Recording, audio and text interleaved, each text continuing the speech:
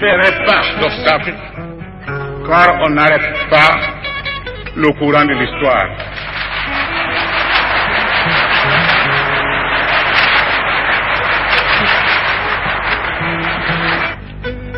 Les intérêts de notre pays ont prévalu. Je n'ai qu'un seul mot à l'adresse de mon collègue Djibo Hamani.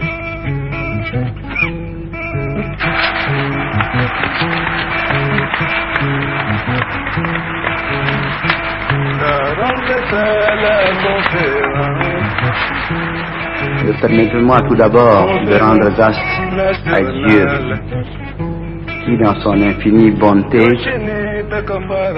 a permis au peuple nigérien de se retrouver sur le chemin qui les réunit.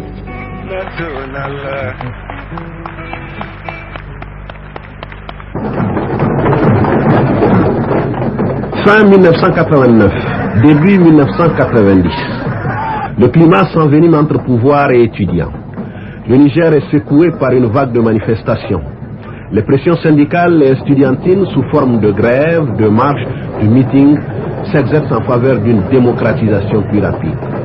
Le pays plonge dans un tourbillon d'explosion, de mécontentement populaire. Les forces démocratiques indignées réclament justice, droit à la parole et demandent des comptes à leurs dirigeants. Le gouvernement résiste à cette vague de mécontentement, mais en vain. Mieux, les forces démocratiques exigent une conférence nationale. Le président de la République accède à leurs demandes et propose un calendrier. Les décisions que vous prendrez engageront notre peuple et notre pays. Vous en assumerez la responsabilité devant ce peuple qui attend, devant l'extérieur qui observe et devant l'histoire qui jugera. Sachez que pour le reste, rien ni personne n'est au-dessus du Niger et de son peuple. Les hommes passent avec leurs qualités et leurs défauts. Le Niger demeure. C'est en fonction de ses intérêts, de ses seuls intérêts, que nous devons tous agir.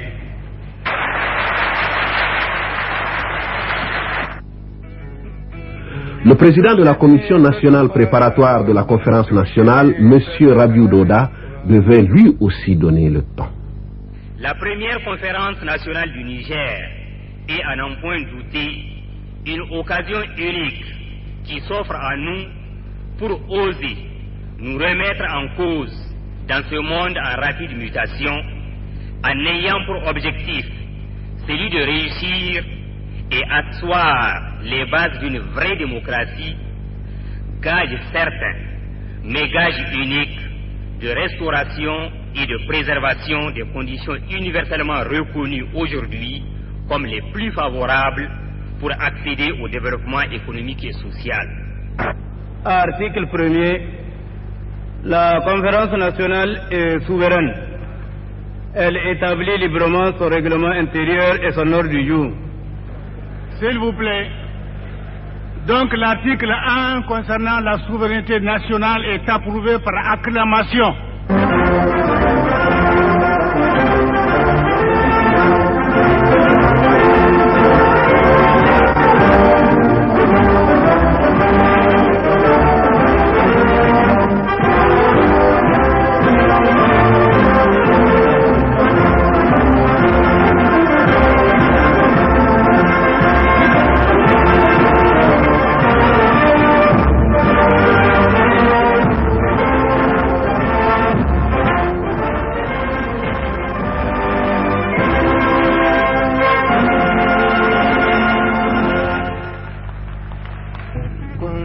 Malgré le départ du pouvoir, les conférenciers ont installé le bureau provisoire et proclamé la souveraineté de la conférence nationale. L'absence du pouvoir ne porte pas entorse aux travaux. Mieux, un véritable débat s'engage sur le problème de quotas.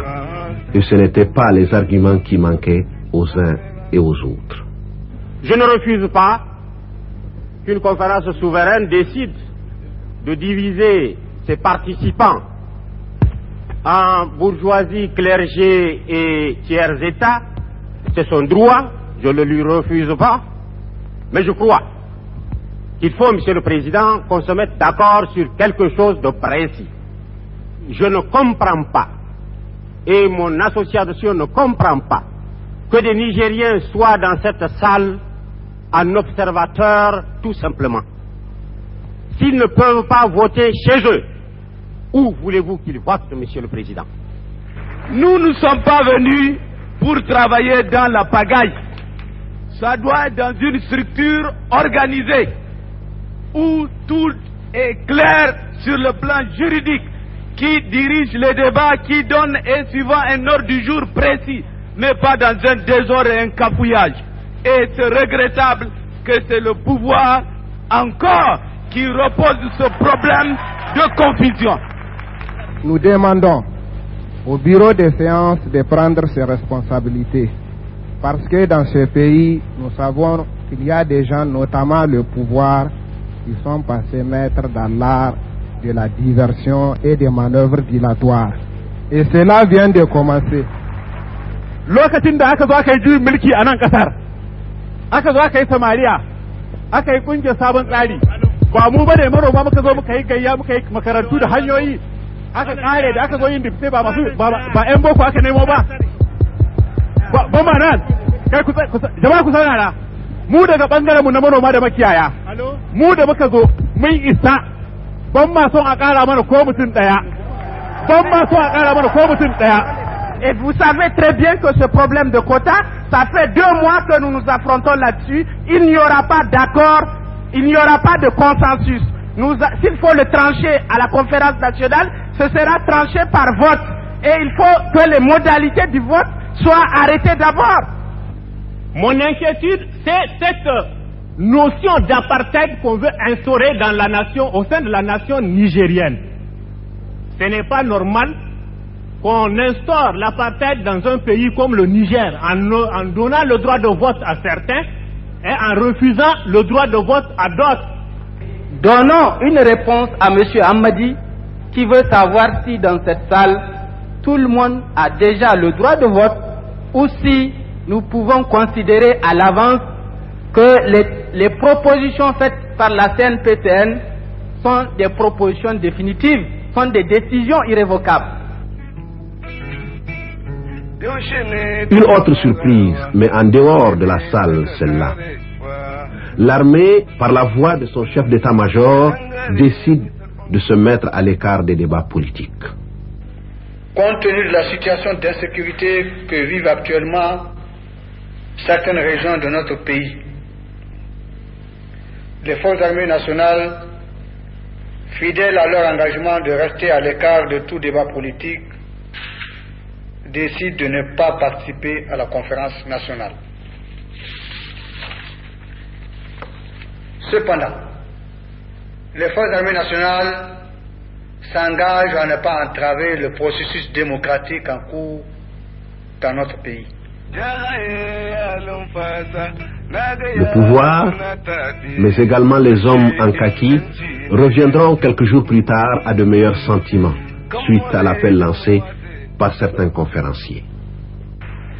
L'armée réaffirme solennellement sa volonté de respecter le processus démocratique en cours dans notre pays et se déclare solidaire des résultats des travaux de la conférence nationale. Désireuse d'apporter sa pleine et entière contribution aux travaux de la conférence, la délégation du pouvoir décide de reprendre sa participation effective aux travaux. L'élection du président du Présidium, il a été difficile de partager 2 candidats qui se valent. Et comme par le hasard des choses, ils sont tous 2 historiens et professeurs d'université à Niamey. Le professeur Jibo Amani, au nom de l'intérêt supérieur de la nation, désistera en faveur du professeur André Salif. Un grand moment d'émotion. Je suis absolument persuadé qu'il est indispensable que ici, nous ne nous divisions pas. C'est dans l'intérêt supérieur du pays. L'intérêt du pays dépasse l'intérêt des personnes. Et nous n'avons pas du tout intérêt à ce que quelqu'un préside la conférence avec une faible majorité ou avec une majorité ambiguë. Toute ma vie, j'ai refusé l'ambiguïté. Je ne peux donc être le candidat d'une faible majorité ou d'une majorité ambiguë. Voilà pourquoi, pour ne pas avoir éventuellement à refuser une élection, voilà pourquoi je préfère, devant cette situation, simplement retirer ma candidature.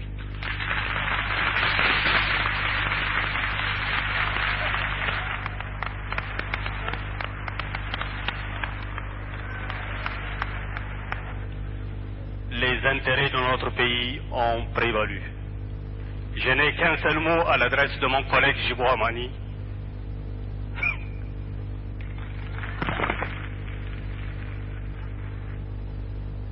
Nous comprenons parfaitement l'émotion de M. André Salifou. Nous sommes nous-mêmes émus et nous sommes fiers qu'après une journée entière de débats, l'unité est encore prévalue au sein des forces vives de la nation nigérienne.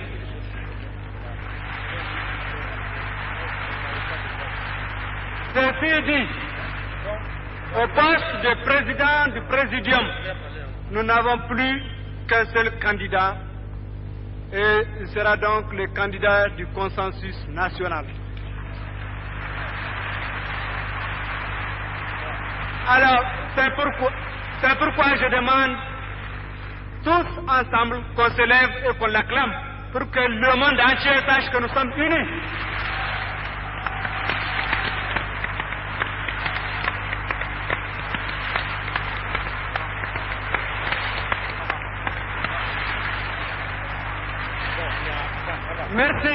Merci. Ça rentre à la conférence nationale. Le doyen d'âge, Malam Yaro, celui qui a patiemment dirigé le bureau provisoire, celui que les enfants ont surnommé Monsieur s'il vous plaît, passera alors le flambeau au nouveau président de la conférence. Le professeur André Salifou lui signifiera d'ailleurs que les conférenciers ont beaucoup admiré sa sagesse et surtout sa patience. Vous avez eu l'honneur, cher père, de présider nos travaux. Bien sûr, je sais que de la salle, des cris sont parvenus à la table du présidium. On vous a traité d'équipe lente, d'équipe ne sachant pas diriger, d'équipe ne sachant pas prendre décision. Mais ce que j'ai trouvé de particulièrement remarquable en vous, c'est cette patience extraordinaire que vous avez affichée,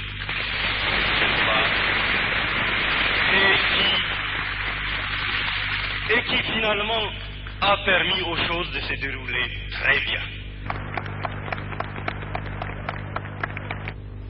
Aujourd'hui, que le présidium officiel de cette conférence nationale est en place, au nom de ce présidium, et en vertu des pouvoirs que vous nous aviez conférés en nous installant dans nos fonctions actuelles, je confirme la souveraineté de notre conférence nationale.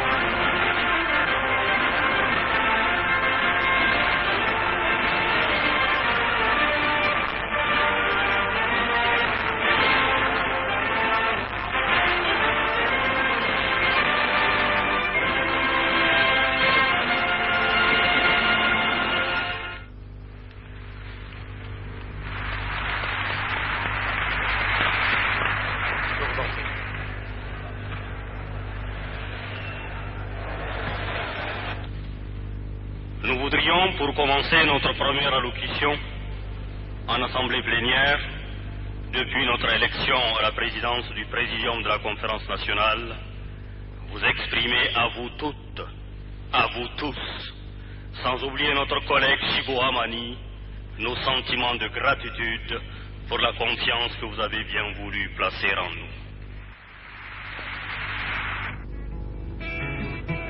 L'une des premières tâches du Présidium sera l'installation de la commission Crime et Abus. Si ce fut l'unanimité pour l'élection de son président, en la personne de Maman Abou, la conférence a connu des heures très chaudes pour l'élection de certains de ses membres. Normal, car ce sont des personnes intègres et assermentées qu'il fallait.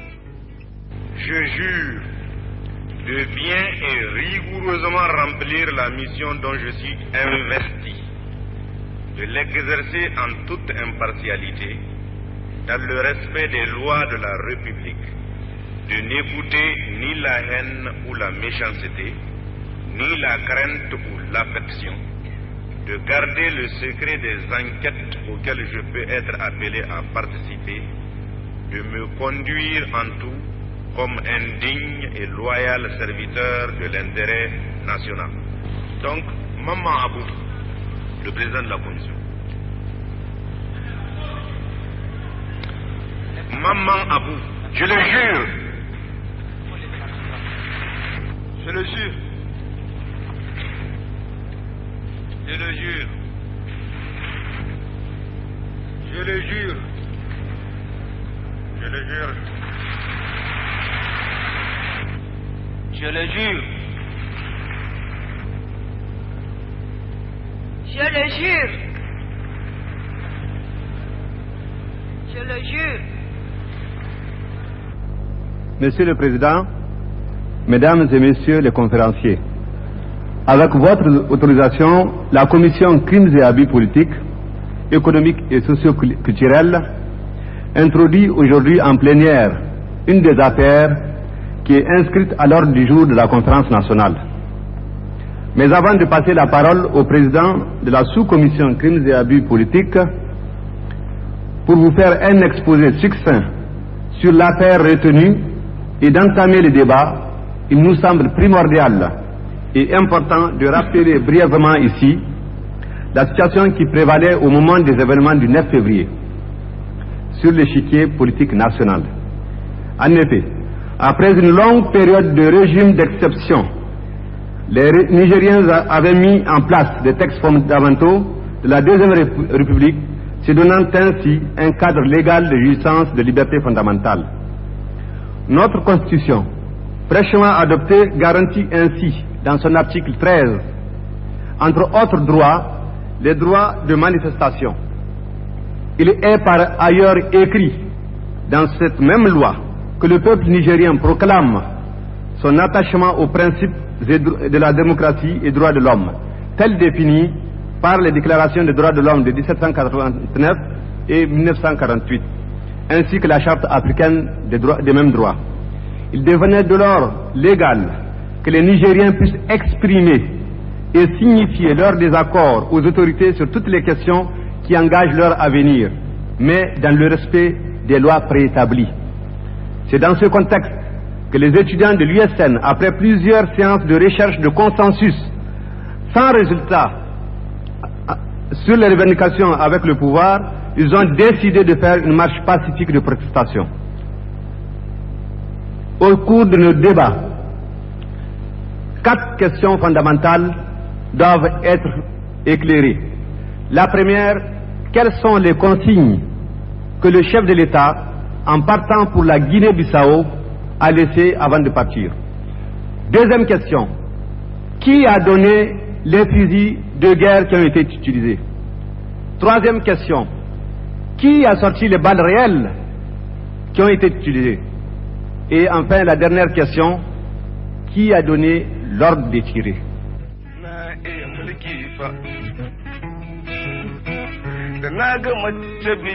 Qui a ordonné la tuerie du 9 février? 4 jours n'ont pas suffi pour élucider le premier dossier de la commission Crimes et Abus. Ce vendredi noir, qui a fourni les armes de guerre? On ne le sait pas. Qui a autorisé la sortie des balles réelles? On ignore. Qui a donné l'ordre de tirer? Là aussi, pas de réponse. Les conférenciers s'interrogent toujours. La plus grande surprise de la conférence nationale sera probablement le débarquement à Niamey dans l'après-midi du vendredi 11 octobre de Amadou Oumarou Di Bonkano. La salle était comble pour venir écouter cet homme mystérieux, le confident du président Félix Tshisekedi. Donc, je suis Amadou Oumarou Di Bonkano,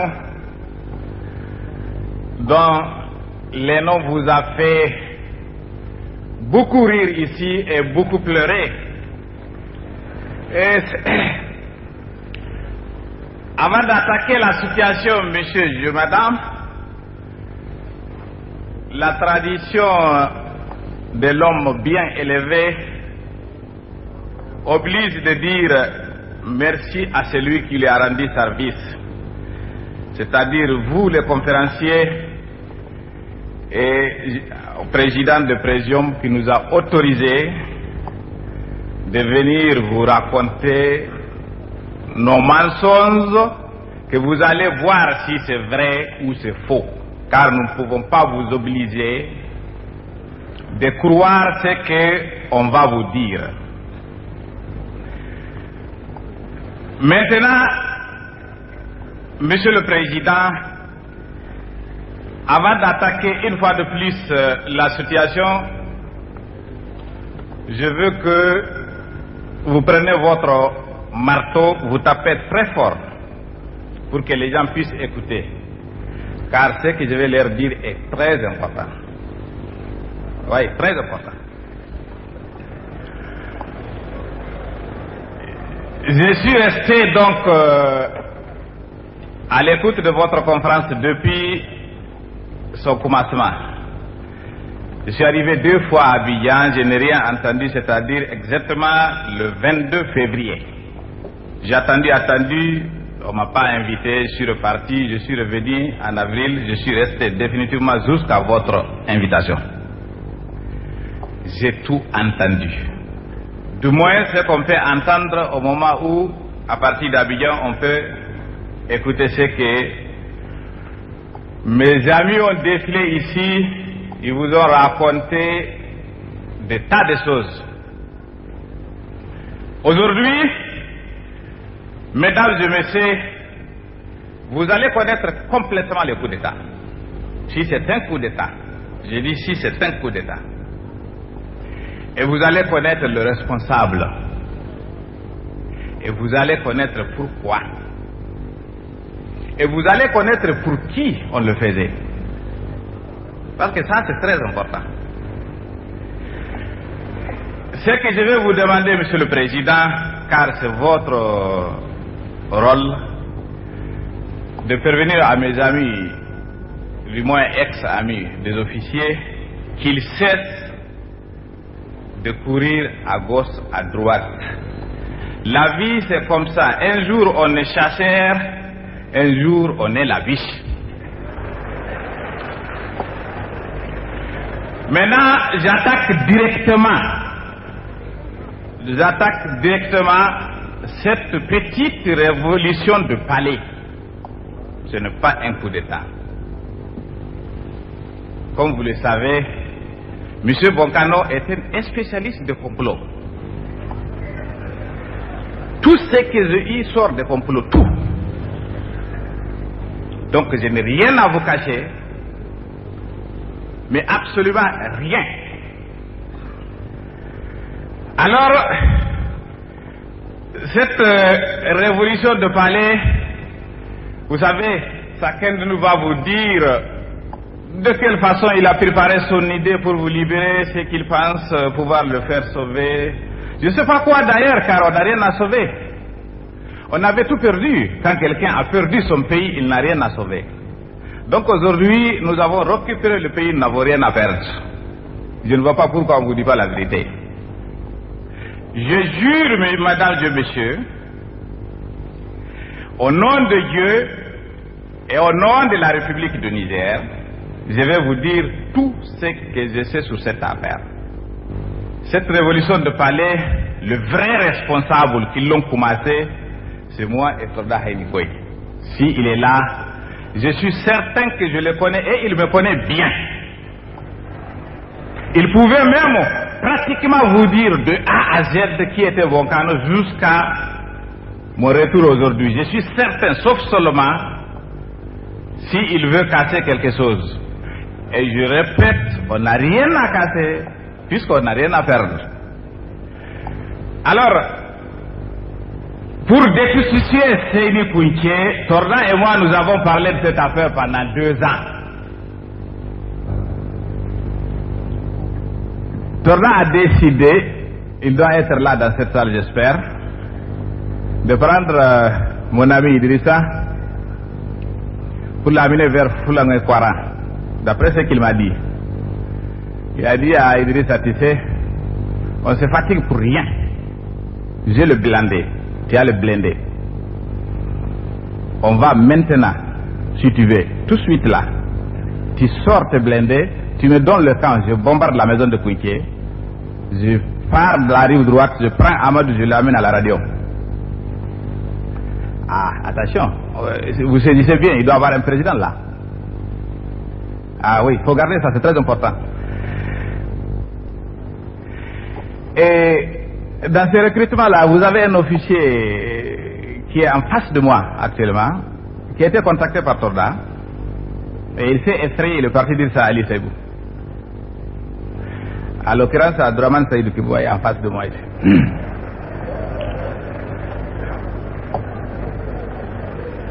Il a refusé. Oui, il a refusé. Même si c'est directement ou indirectement, vous savez, il a été à l'école, il a compris qu'il y a quelque chose quelque part. Il a refusé. Il est parti dire ça à Ali Seibou. Ali Seibou a dit ça à Kounché. Kounché m'a appelé pour me dire, a dit à Torda de faire attention avec les enfants là. J'ai arrêté ça et je vais être sincère avec vous. Kounché n'était pas tellement content. Il a affecté à Draman Saïd pour ça. Il l'a fait partir à l'intérieur du pays. Mais moi, je détiens l'information. Ah oui, j'étais le chef de renseignement général de ce pays. Il ne faut jamais oublier ça. Ceux qui savent qu'est-ce que c'est ça, ceux qui ça veut dire que j'étais en contact avec 7000 agents de renseignement soviétiques, 30 000 agents de renseignement américains. Ah oui. Ah, c'est ça, il faut faire très attention. Ah oui, oui. Ah, parce qu'on va avoir des gros problèmes. Hein. Vous voyez, tous ceux qui vous disent aujourd'hui n'ont jamais été sur Boncano, moi je n'ai jamais pris quelque chose, tout cela, c'est très bien. Mais une association de malfaiteurs, mesdames et messieurs, on rentre dedans de quelle façon? Du moment que vous êtes parti dans l'association, vous êtes malfaiteurs. Oui, c'est une association de malfaiteurs. Parce que j'évite de dire, si vous voulez, nous étions des bandits d'État. Mais en réalité, c'est le mot. Mais je garde seulement l'association de malfaiteurs, puisqu'on voulait renverser un régime. Donc, les amis qui vous disent, oh, moi, j'étais dans cette affaire, je ne l'ai jamais cru, moi, de toute façon, il m'a noyé, il m'a fait... Enfin, soyez sérieux. Moi, je crois qu'aujourd'hui, il suffit seulement qu'on vous dise exactement ce qui s'est passé pour qu'on en finisse une fois pour toujours. Ça fait mal à personne. Puisqu'on a même la chance, le victime, celui qu'on voulait renverser n'est pas là. Donc, on peut déjà encore trouver quelques moyens de se faufiler, si c'est ça. Oui. Je dis bien, prenez des précautions. Eux, comme vous, prenez toujours des précautions avec Boncano. Les épouses de Sanissouna Sido sauront pour la première fois où repose leur mari. Un dossier qui a failli à un moment faire basculer la conférence, n'eût été la vigilance de certains conférenciers. Car d'autres ont voulu, malicieusement d'ailleurs, faire de cette affaire une affaire ethnique.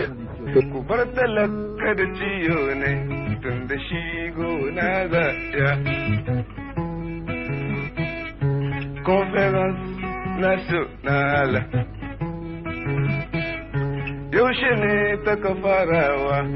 Après les riches débats sur la dissolution du gouvernement, de l'Assemblée nationale, la suspension du chef d'état-major et de son adjoint, sur la priorité à donner à l'économique ou aux politiques, c'est le débat sur l'élection du Premier ministre qui fut l'un des plus houleux.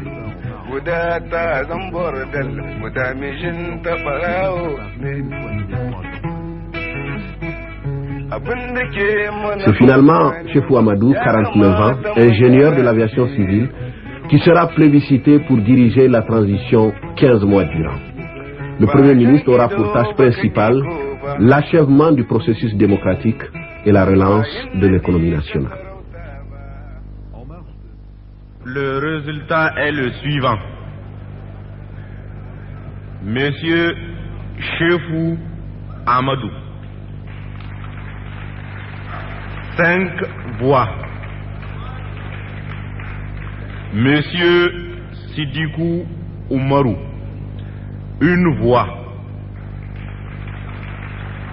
Et une abstention de l'USM. Voilà, les jeux sont faits, les résultats sont là, 5 groupes sur 8. Nous demandons à Monsieur le Premier ministre d'entrer dans la salle.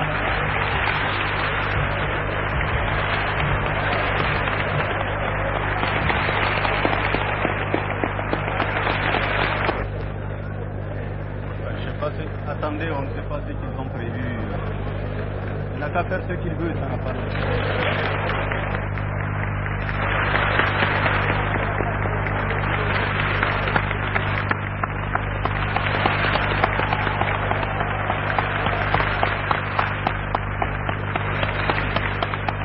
Non, laissez-le faire ce qu'il veut.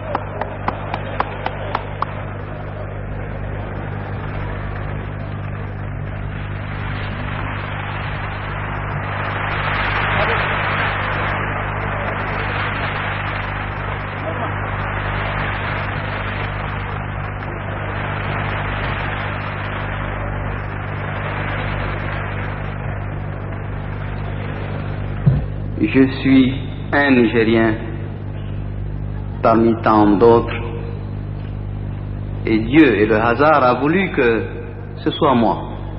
Mais je dois reconnaître humblement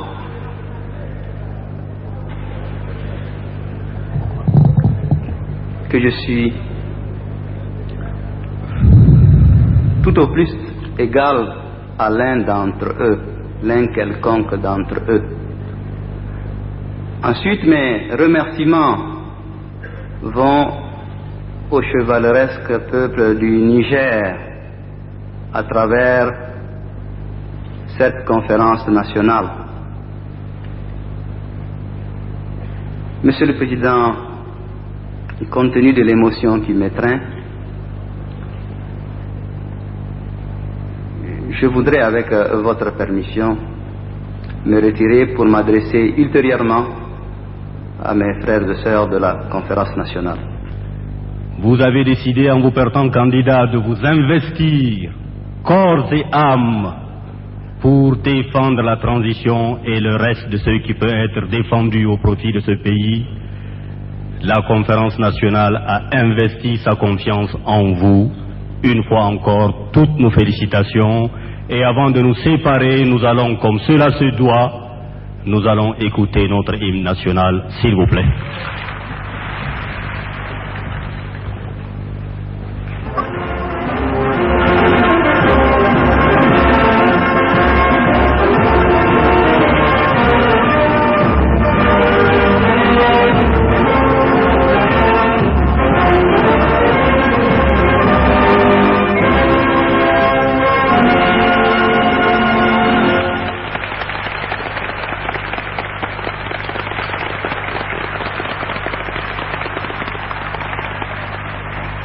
Bonsoir, mesdames et messieurs. Quant à vous, monsieur le Premier ministre, bon courage pour la composition de votre gouvernement. Bonsoir, à lundi. Le 2 novembre 1991, André Salifou, déjà pressenti comme président du Haut Conseil de la République, aura en face de lui le vieux Bagnou Bonkoukou. Après plusieurs interpellations, M. Bagnou se soumettra à la volonté des conférenciers. André Salifou sera alors élu par acclamation. Je vous donne satisfaction, je décline ma candidature.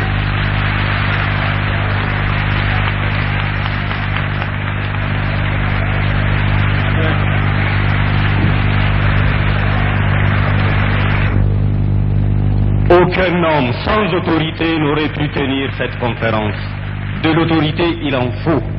Et j'ai essayé justement de l'arrondir pour gérer tout le monde. Mais si en le faisant, certains compatriotes ont été choqués dans leur amour-propre, alors je leur dis, je m'en excuse. Un homme d'État disait, lorsque le matin, en me réveillant et en lisant les journaux, je ne trouve pas une insulte à mon endroit, c'est que j'ai mal assumé mon travail de la veille. Autrement dit, il n'y a que ceux qui ne font rien qui ne se trompent pas. Je reconnais que je me suis sans doute trompé dans cette salle. Je reconnais sans doute que j'ai dû commettre un certain nombre d'erreurs, voire des fautes. Mais contrairement à ce que certains ont cru, votre suffrage, si beau soit-il, n'a pas transformé André Salifou, un être humain fait d'os et de chair, à un être en béton. Je suis sensible comme vous, donc j'ai des défauts, et je le reconnais. Et je le reconnais.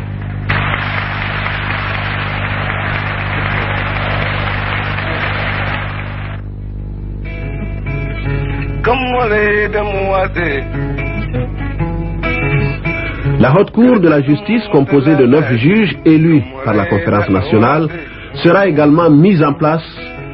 Son rôle, juger les anciens dignitaires accusés de crimes et abus politiques et économiques.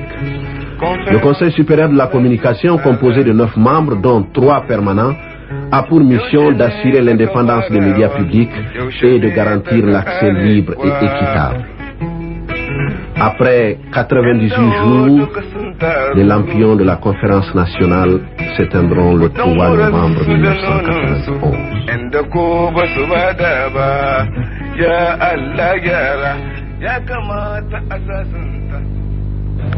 Le Niger, assurément, va à la rencontre d'un grand destin avec l'aide de Dieu.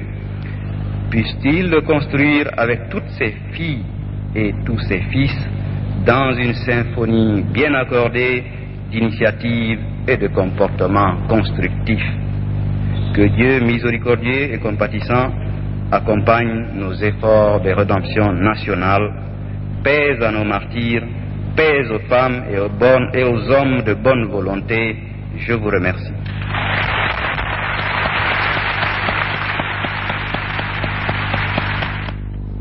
Conformément à l'esprit du serment que j'ai prêté devant cette conférence, je m'attacherai, dans les limites de mes attributions, à entretenir avec les autres organes de la transition la plus parfaite collaboration afin d'assurer à notre pays une transition réussie.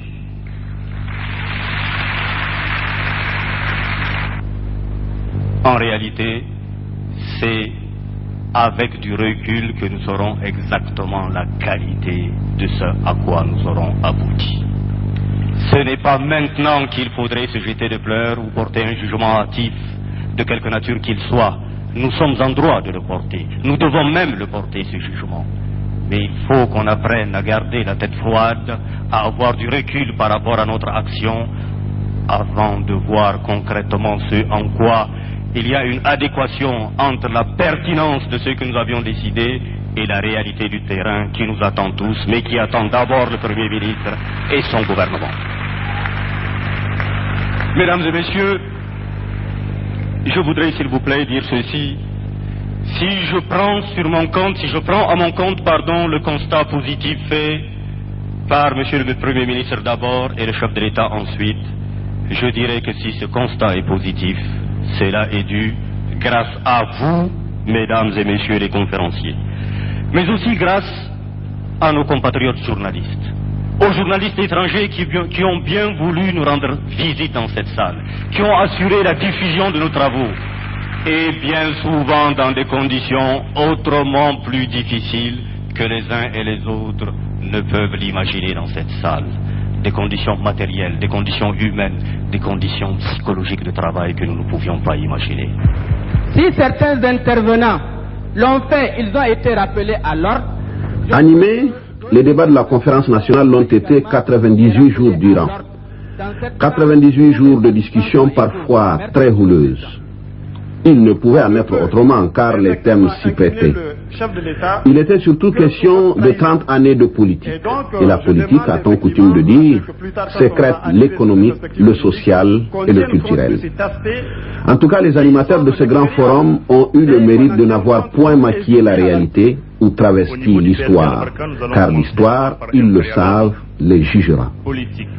Nombreux étaient les animateurs qui ont marqué de leur empreinte personnelle les moments forts de la conférence nationale.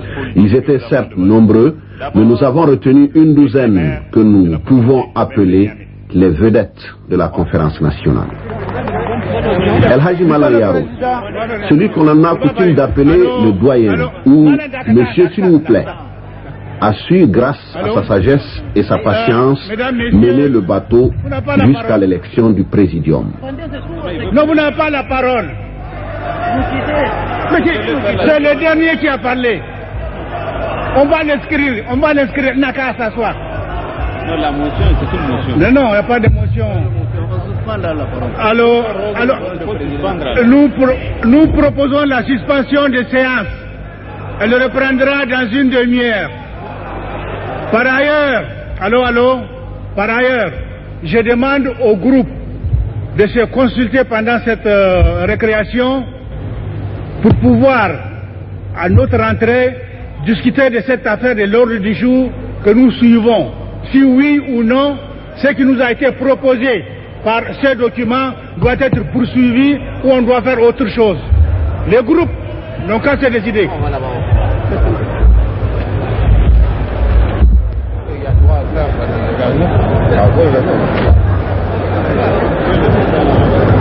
Le professeur El Hadji Ambali, véritable bibliothèque, ses interventions étaient très attendues. Le plus grand rêve de ce savant polyglotte demeure l'unité nationale. Puis proposer un de mes livres paraîtra d'ici décembre, justement qui traite de notre politique linguistique. Et il traite des terminologies scientifiques et technologiques en langues africaines. C'est une démonstration très claire que les langues africaines sont à même de véhiculer la science et la technologie du monde moderne. Prenez par exemple, merci beaucoup, Ousmane Dangaladima. Son curriculum vitae, comme le diront les anciens, est lui aussi un vieux de la vieille, véritable tribun, mais un peu nostalgique du passé. Tous les êtres des peuples, vous serez dénoncés. Le peuple nigérien qui nous écoute et nous entend, nous faisons appel à ta vigilance et à ta conscience. Pour qu'on ne se moque plus de toi, pour qu'il n'y ait plus de régimes comme Kounché, qu'il n'y ait plus de Kounché, qu'il n'y ait plus de Bancano, il faut qu'on en finisse une fois pour toutes. Bello Tchousso Garba. Les idées, il en a, même beaucoup, mais il est souvent mal compris, malgré son éloquence. L'autopsie d'une dictature, nous savons le faire. Alors je suis désolé, si les gens veulent la peau de Boncano, c'est leur droit, mais qu'ils le fassent dans le respect des règles élémentaires de droit et de démocratie. C'est tout ce que nous demandons. Issoufou Moustapha, orateur incontesté de Gaïa Gaskia, il est très impulsif et direct dans ses propos.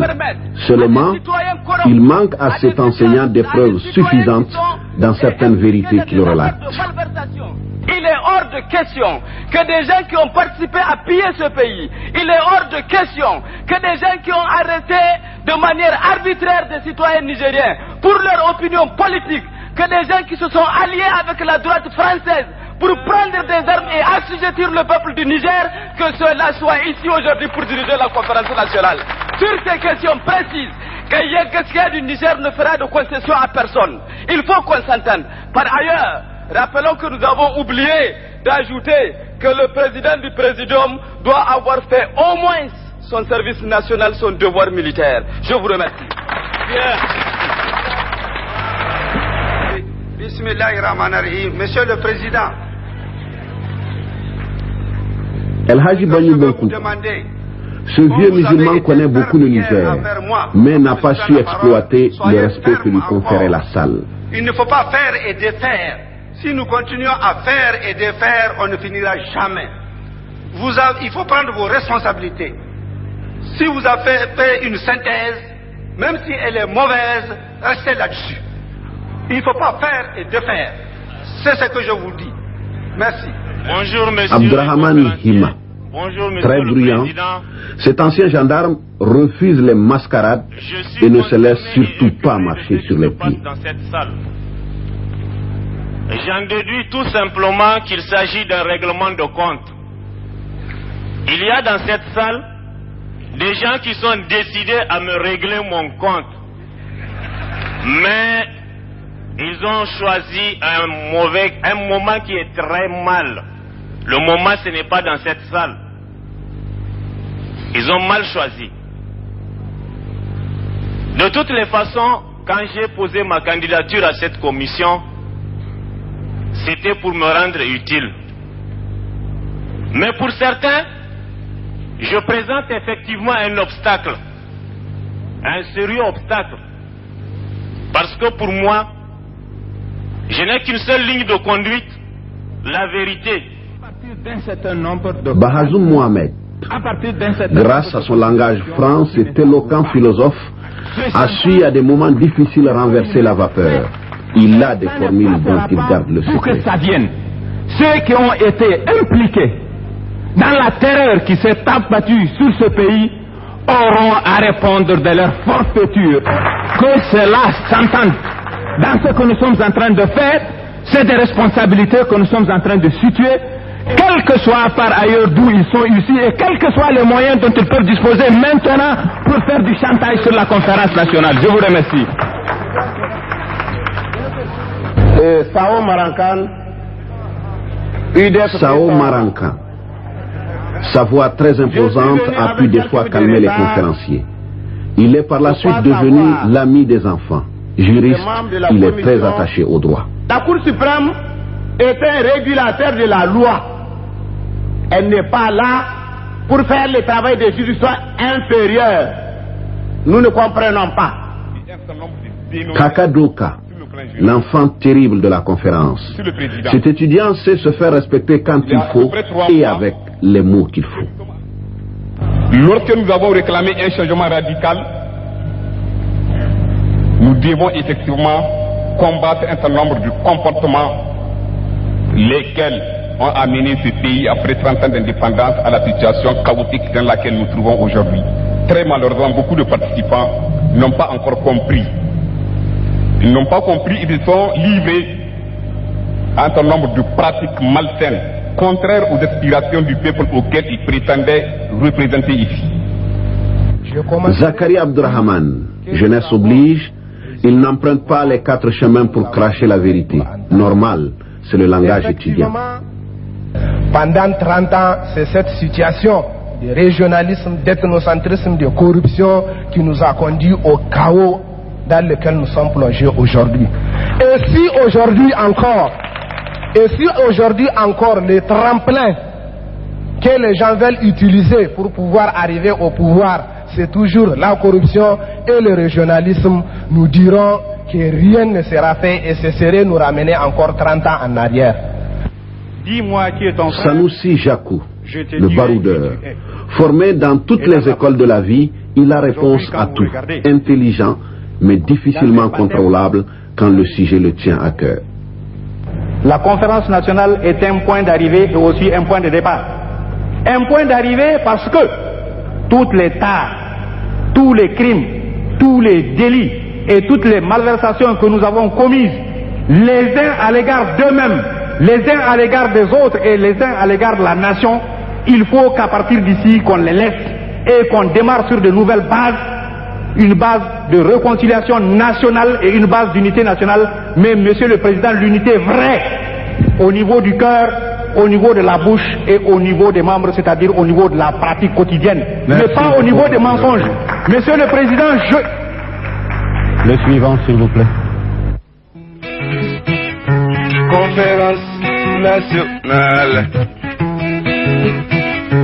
yaushe ne ta ka farawa yaushe ne ta ka karewa abinda ya ci makaho ko shago da dan ya tsere ne abinda